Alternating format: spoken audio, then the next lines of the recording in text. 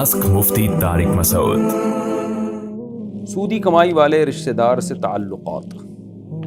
عالم صاحب کو انسان سے پوچھتے ہیں اگر ہمارا کوئی رشتہ دار سود پر پیسہ لیتا ہے تو اس کے ساتھ اٹھنا بیٹھنا تعلقات، اس کے گھر کھانا پینا کیسا ہے؟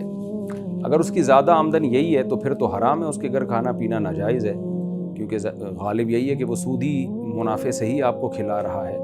ایک ہوتا ہے سودی قرضہ لینا، خوب سمجھ لیں، اس میں حرام قرضے والی رقم نہیں ہوتی، حرام وہ رقم ہوتی ہے جو سود دے رہا ہے آگے کسی کو، تو وہ ناجائز ہے۔ لیکن اگر لیا ہی سود ہے اس نے، یعنی پروفٹ لے رہا ہے اور وہ خرچ کر رہا ہے، وہ ٹوٹلی حرام ہے۔